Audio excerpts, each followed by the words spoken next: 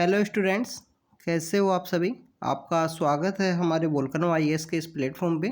Students, अगर हम बात करें इस लेक्चर की तो यह हमारा डेली क्विज का लेक्चर है। स्टूडेंट, डेली क्विज के लेक्चर में यहाँ पे जो क्वेश्चंस हैं उनको डिस्कस किया जाता है। तो आप डेली क्विज के क्वेश्चंस की प्रैक्टिस कीजिए, अच्छे से प्रैक्टिस कीजिए। स्टूडेंट, जो भी एक्स्ट्रा इन्फॉर्मेशन आपको इस डिस्कशन वीडियो के थ्रू मिलती है उस एक्स्ट्रा इन्फॉर्मेशन को आप अपनी सेपरेट नोटबुक के अंदर नोट डाउन कीजिए। स्टूडेंट, सेपरेट नोटबुक जो मेंटेन करना है काफ़ी इम्पोर्टेंट है यूपीएससी के एग्ज़ाम के लिए। अगर आपको अच्छे से मार्क्स स्कोर करने हैं, अगर आपको कंटिन्यू सीरियसली प्रिपरेशन करनी है तो उसके लिए काफ़ी ज़्यादा इम्पोर्टेंट है। और बेटर है कि अगर आप सीरियस एस्पिरेंट हो तो एक्ट कीजिए इन बातों के ऊपर में। आप अपनी सेपरेट नोटबुक मेंटेन रखिए। हम लास्ट 2 मंथ से हम कंटिन्यू क्विज को कंडक्ट करा रहे हैं डेली बेसिस पे। 23 जून से हमने ये स्टार्ट किया था, तो नियरली 2 मंथ हो गए हैं हमको ये कंडक्ट कराते हुए। डेली आपको डेली क्विज अपलोड किया जाता है। तो स्टूडेंट्स, आज का जो डिस्कशन वीडियो है उसको स्टार्ट करते हैं। सबसे पहले बात करें फर्स्ट क्वेश्चन की, तो फर्स्ट क्वेश्चन में यहाँ बोला है कि जो बराबर हिल्स की जो केव्स हैं वो पैट्रोनाइज की गई थी चंद्रगुप्त मौर्य के द्वारा, जो आजीविका सेक्ट के लिए थी। तो स्टूडेंट्स, आपको पता होगा जो आजीविका सेक्ट था, आजीविका सेक्ट जो बेसिकली इंडियन एक फ़िलोसफी की स्कूल है, जो हेटेरोडॉक्स स्कूल्स है इंडियन फ़िलोसफी की, उन्हीं के अंदर आता है आजीविका। तो आजीविका के जो फाउंडर थे वो उनका नाम था मक्खाली गोसाला। जो इसके फाउंडर थे वो 5th सेंचुरी के अंदर बेसिकली बिलोंग किया करते थे। तो ये जो आजीविका की जो रॉक कट केव्स हैं, जो आजीविका की रॉक कट केव्स हैं, जो बराबर हिल्स की जो रॉक कट केव्स हैं, इनको जो पैट्रोनाइज किया था जो मौर्यन एम्परर हैं अशोका, उनके द्वारा इनको पैट्रोनाइज किया गया था। चंद्रगुप्त मौर्य के द्वारा इनको पैट्रोनाइज नहीं किया गया था। तो यहाँ पे है जो बेसिकली जो फर्स्ट स्टेटमेंट है वो इनकरेक्ट है।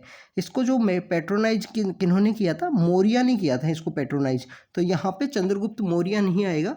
ये इसको जो पैट्रोनाइज किया था वो अशोका ने पैट्रोनाइज किया था। अशोका जो मौर्यन डायनेस्टी का ग्रेट जो एम्परर थे, उन्होंने काफ़ी अच्छे काम किए थे। इसके अलावा कई बार यूपीएससी में क्वेश्चन पूछ लिया जाता है कि ऐसा कौन सा जो किंग था जिनके द्वारा जो लोगों से कम्युनिकेट किया करते थे। तो अशोका के द्वारा एक किया जाता था कि उनके जो रॉक के पिलर्स थे, पिलर्स के ऊपर कुछ मैसेज लिखा था और जनता से वो कम्युनिकेट किया करते थे। तो इस तरीके के काफ़ी क्वेश्चंस हैं जो उनके रॉक कट पिलर्स पे भी आ जाते हैं। आपको उनको भी प्रिपेयर करना चाहिए। रॉक कट पिलर्स पे उन्होंने अपना जो नाम है वो क्या लिखा है, कई बार उस नाम से रिलेटेड भी क्वेश्चन आ जाते हैं कि कौन से किंग को इस नाम से बोला जाता था। इसके अलावा स्टूडेंट्स, बात करें इसमें जो बराबर हिल्स का जो डेकोरेशन है वो सेमी सर्कुलर चैत्य आर्क के बारे में बताया गया है जो उसके एंट्रेंस पे। तो स्टूडेंट्स, ये बिल्कुल सही बात है। जो हमारी बराबर हिल्स हैं, रॉक कट केव्स हैं बराबर हिल्स, ये गया जो है, गया कहाँ है, बिहार के अंदर में। गया वही जगह है जहाँ पे जो महात्मा बुद्ध हैं उनको ज्ञान की प्राप्ति हुई, एनलाइटमेंट हुआ। महात्मा बुद्ध को ज्ञान की प्राप्ति यहाँ हुई थी, बट उन्होंने अपना फर्स्ट सेरेमन कहाँ दिया था, सारनाथ के अंदर दिया था, जो प्रेजेंट समय में वाराणसी के पास है, सारनाथ की जगह। वहाँ पे उन्होंने फर्स्ट सेरेमन दिया था। और उनका जो डेथ होता है वो कौन सी जगह पे हुआ था, जो कुशीनगर की जगह है। कुशीनगर जो प्रेजेंटली जो ईस्टर्न यूपी है, ईस्टर्न उत्तर प्रदेश है, वहाँ पे लोकेटेड है कुशीनगर। तो वहाँ पे उनका डेथ हुआ था। मल्ला उस टाइम में महाजनपद हुआ करता था, मल्ला किंगडम जो था, वहाँ पे उनका डेथ हुआ था। तो स्टूडेंट्स, बात करें जो बराबर हिल्स केव्स हैं, बराबर हिल्स केव्स जो सेमी सर्कुलर एंट्रेंस है इनका, जो बेसिकली इन केव्स को एक नाम और है, लोमस ऋषि केव के नाम से भी जाना जाता है। किसके नाम से जाना जाता है स्टूडेंट्स? लोमस ऋषि जो है उनके नाम से, लोमस ऋषि केव के नाम से भी इनको जाना जाता है। तो लोमस ऋषि केव के नाम से भी इन केव्स को जाना जाता है। कौन सी केव्स को? जो बराबर हिल्स केव्स है, जो रॉक कट जो केव्स है उनके बारे में बताया गया है। तो बेसिकली इन केव्स को जो पैट्रोनाइज किन्होंने किया था, अशोका के द्वारा पैट्रोनाइज किया गया था। और ये इनका जो एंट्रेंस गेट है वो सेमी सर्कुलर के रूप में है, जो चैत्य आर्क है उसके बारे में बताया गया है। तो स्टूडेंट्स, यहाँ पे जो आंसर होगा वो होगा बी, ओनली 2 यहाँ पे करेक्ट है। स्टूडेंट्स, अब हम चलते हैं नेक्स्ट क्वेश्चन की तरफ। अगर हम नेक्स्ट क्वेश्चन की बात करें, next question is about the परंपरागत कृषि विकास योजना से रिलेटेड है। ये काफ़ी इम्पोर्टेंट है। प्रेजेंट समय में गवर्नमेंट के द्वारा इस स्कीम को काफ़ी ज़्यादा प्रमोट किया गया था। परंपरागत कृषि विकास योजना की अगर हम बात करें, ये बेसिकली ऑर्गेनिक फार्मिंग है उसको प्रमोट करने से रिलेटेड थी। और स्टूडेंट्स यहाँ पे आपको पता होगा जो हमारा सिक्किम जो स्टेट है वो पहला स्टेट बना था जो ऑर्गेनिक फार्मिंग को 100% ऑर्गेनिक फार्मिंग जिसने अडॉप्ट की थी। इस परंपरागत कृषि विकास योजना के थ्रू 50,000 पर हेक्टेयर के रूप में गवर्नमेंट के द्वारा सब्सिडाइज किए जाते हैं, जिसके अंदर जो 31,000 हैं 31,000 है 31,000 जो रुपए हैं वो डायरेक्टली डीबीटी के थ्रू जाते हैं किसान को। जो डीबीटी के थ्रू जो बेसिकली वहाँ पे उनको जो फर्टिलाइज़र जो यूज़ करना है परंपरा ऑर्गेनिक फार्मिंग के अंदर जो भी चीज़ें उनको यूज़ करनी है उससे रिलेटेड वो यूज़ कर सकें। इसके अलावा ये सेंट्रल स्पॉन्सर स्कीम है। जो स्पेशल स्टेट्स हैं वहाँ पे 90-10 और जो नॉर्मल स्टेट्स हैं वहाँ पे 60-40 का रेशियो के थ्रू यहाँ पे स्पेंडिंग की जाती है, यहाँ पे खर्चा किया जाता है। स्टूडेंट्स यहाँ पे जो पैसा दिया जाता है डायरेक्ट बेनिफिट ट्रांसफ़र के थ्रू डीबीटी के थ्रू, उसमें से जो 30% मनी है वो महिलाओं के लिए यहाँ पे रिजर्व रखा गया है कि 30% मनी है वो फीमेल्स को दिया जाएगा। ये यहाँ पे शो करता है कि इंडियन एग्रीकल्चर का जो फेमिनाइजेशन हुआ है उसी से रिलेटेड जो ये प्रोग्रेस है उसको ये शो करता है। परंपरागत कृषि विकास योजना की अगर हम बात करें स्टूडेंट्स, तो परंपरागत कृषि विकास योजना बेसिकली ऑर्गेनिक फार्मिंग से रिलेटेड थी। और इस स्कीम में बेसिकली जो सॉइल हेल्थ मैनेजमेंट के through national mission for sustainable agriculture के थ्रू इस स्कीम को प्रमोट किया गया, जिसमें PGS participatory guarantee scheme certificate है जो दिया जाता है किसानों को। 31,000 रुपये इनको डीबीटी के थ्रू आएंगे। टोटल 50,000 रुपये हैं पर हेक्टेयर में आते हैं, 3 साल तक वो आते हैं। इसके अलावा तो 30% जो मनी है वो रिजर्व के लिए रखा गया है, महिलाओं के लिए रिजर्व रखा गया है। तो स्टूडेंट्स ये था हमारा ऑर्गेनिक फार्मिंग से रिलेटेड जो परंपरागत कृषि विकास योजना है, इसके बारे में आपको पता होना चाहिए। परंपरागत कृषि विकास योजना किससे रिलेटेड है? ऑर्गेनिक फार्मिंग से रिलेटेड है। और पीजीएस जो सर्टिफिकेट है उसके बारे में भी आपको पता होना चाहिए। इस तरीके के 2 सर्टिफिकेट हैं जो ऑर्गेनिक फार्मिंग में दिए जाते हैं, एनपीओपी और पीजीएस इंडिया नाम से जो सर्टिफिकेट दिए जाते हैं। तो कौन सा सर्टिफिकेट किसके द्वारा दिया जाता है इसके बारे में आप कमेंट सेक्शन के अंदर स्टूडेंट्स बताओगे। तो इस यहाँ पे अगर हम बात करें तो यहाँ पे दोनों स्टेटमेंट करेक्ट हैं, तो सी यहाँ पे आंसर होगा। यहाँ पे दोनों स्टेटमेंट कैसे करेक्ट हैं कि ऑर्गेनिक फार्मिंग प्रमोट करता है और 30% जो बजट है जो वुमेन बेनिफिशरीज हैं उनके लिए यहाँ पे रिजर्व है। स्टूडेंट्स अब हम चलते हैं नेक्स्ट क्वेश्चन की तरफ। Next question is about the national e market से रिलेटेड है, गवर्नमेंट ई मार्केट प्लेस से रिलेटेड है, जैम से रिलेटेड है। तो स्टूडेंट्स अगर हम बात करें ये एक स्पेशल पर्पज़ व्हीकल है, वो प्रोवाइड करता है procurement of goods required by the central and the state government organisation से रिलेटेड है। इसके अलावा सिर्फ ये गुड्स को ही प्रमोट नहीं करता है स्टूडेंट्स, ये जो सर्विसेज सेक्टर हैं उसको भी प्रमोट करता है। तो it is not involve in the procurement of the service, जो सेकंड स्टेटमेंट है वो यहाँ पे इनकरेक्ट होगा। तो स्टूडेंट जो गवर्नमेंट ई मार्केट प्लेस है, ये 2016 में इस्टेब्लिश किया गया था as a special purpose vehicle के रूप में। और ये नेशनल पब्लिक प्रोक्योरमेंट पोर्टल है जो प्रोवाइड करता है procurement of goods and service जो रिक्वायर की जाती हैं, required by the central and the state government organisations के द्वारा जो रिक्वायर्ड की जाती हैं, तो उनको यहाँ पे प्रोक्योर किया जाता है इसके इस बेसिकली प्लेटफॉर्म के द्वारा। और ये सर्विसेज भी इसके अंदर इंक्लूड है, नॉट ओनली द गुड्स। तो बी यहाँ पे ऑप्शन गलत होगा, it is not included in procurement of services. तो सर्विसेज यहाँ पे इंक्लूडेड है। तो स्पेशल पर्पज़ व्हीकल है, गवर्नमेंट और स्टेट गवर्नमेंट का यहाँ कॉन्ट्रीब्यूशन है जिनके द्वारा यहाँ पे प्रोक्योर किया जाता है। आप ये बताना फ्रेंड्स कमेंट सेक्शन के अंदर कि बेसिकली कौन सी मिनिस्ट्री के अंदर आता है। जो गवर्नमेंट ई मार्केट प्लेस है वो कौन सी मिनिस्ट्री है जिसके अंडर में इसको बनाया गया है। तो यहाँ पे जो आंसर की बात करेंगे तो आंसर है यहाँ पे ए, क्योंकि स्पेशल पर्पज़ व्हीकल है जो सेंट्रल और स्टेट गवर्नमेंट की जो भी प्रोक्योरमेंट की जो रिक्वायरमेंट है उनको कंप्लीट करता है। स्टूडेंट्स अब हम चलते हैं नेक्स्ट क्वेश्चन की तरफ। Next question is about the article 137 से रिलेटेड है। रिसेंटली जो PMLA जो बेसिकली केस चल रहा है उसी से रिलेटेड ये कंटिन्यू न्यूज़ के अंदर था, तो इसी को इसलिए हमने कवर किया है। हिंदू के अंदर था ये। आर्टिकल 137 जो इंडियन कॉन्स्टिट्यूशन का है वो किस चीज़ से रिलेटेड है। स्टूडेंट्स आपको पता होगा जो ओरिजिनल ज्यूरिसडिक्शन है जो सुप्रीम कोर्ट का वो आर्टिकल है 131। ओरिजिनल ज्यूरिसडिक्शन क्या है?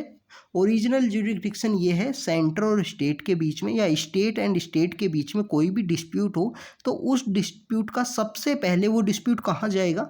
नॉट थ्रू द अपील के थ्रू नहीं जाएगा कि हाई कोर्ट में दो स्टेट ने, सपोज कीजिए कि महाराष्ट्र एंड कर्नाटका के बीच में कोई इशू है, महाराष्ट्र एंड कर्नाटका या केरला के बीच में कोई इशू है, तो दोनों स्टेट्स यहाँ सबसे पहले कहाँ रीच करेंगे, कहाँ पे जाएंगे? तो वो जाएंगे सुप्रीम कोर्ट में, हाई कोर्ट के थ्रू नहीं जा सकते। तो ओरिजिनल ज्यूरिसडिक्शन है ये सुप्रीम कोर्ट का, यहाँ not through the way of appeal, जो सबसे पहले वहाँ पहुँचेंगे। तो 131 जो ओरिजिनल ज्यूरिसडिक्शन से रिलेटेड है। सीट ऑफ सुप्रीम कोर्ट की अगर हम बात करें तो सीट ऑफ सुप्रीम कोर्ट जो है वो 130 के अंदर है, आर्टिकल 130 के अंदर है। और ये जो चीफ जस्टिस ऑफ इंडिया है उनके ऊपर कंप्लीट डिपेंड करता है कि उनको सीट कहाँ पे इस्टेब्लिश करनी है। अभी जो प्रेजेंटली जो सीट है वो न्यू दिल्ली के अंदर है।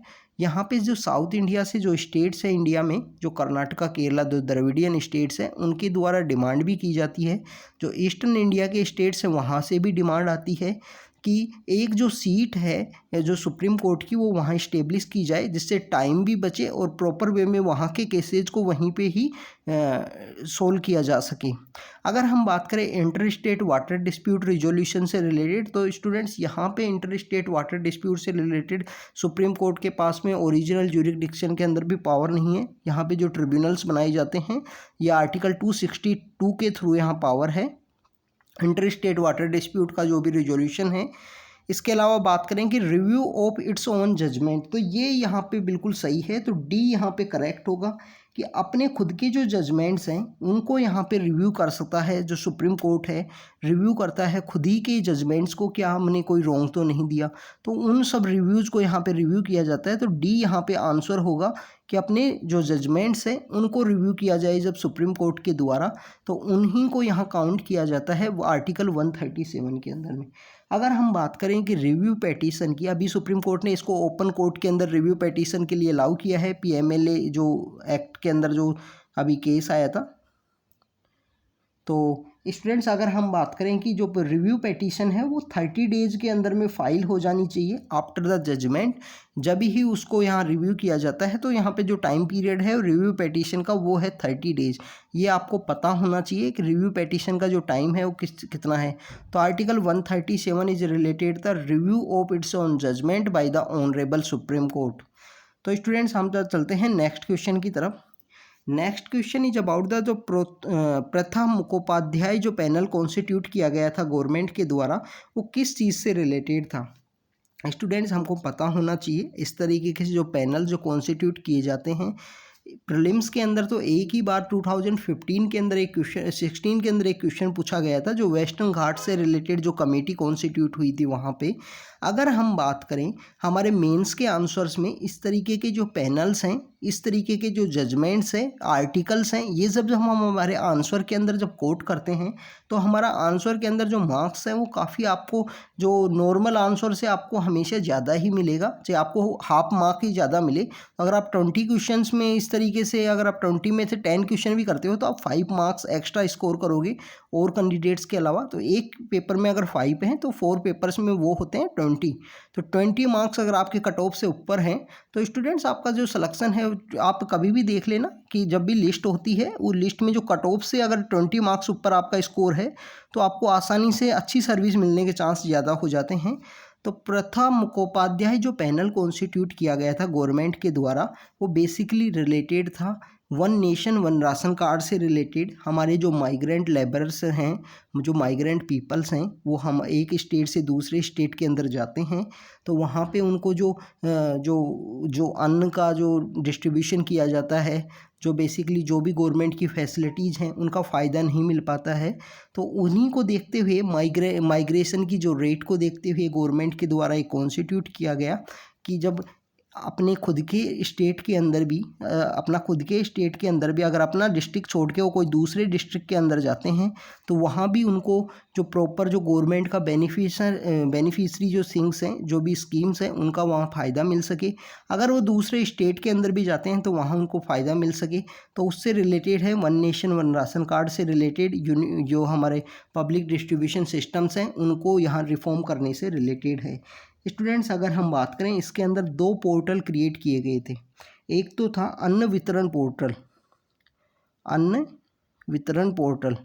तो अन्न वितरण पोर्टल बेसिकली है कि अपने स्टेट में अगर अपना डिस्ट्रिक्ट को छोड़ के दूसरे डिस्ट्रिक्ट में जाता है, मतलब कि इंट्रा स्टेट के अंदर में ही अगर अपनी ही स्टेट के अंदर दूसरे डिस्ट्रिक्ट के अंदर माइग्रेशन होता है तो वहाँ पे पब्लिक डिस्ट्रीब्यूशन जो शॉप्स हैं वहाँ पे इनको बेनिफिट मिल सके।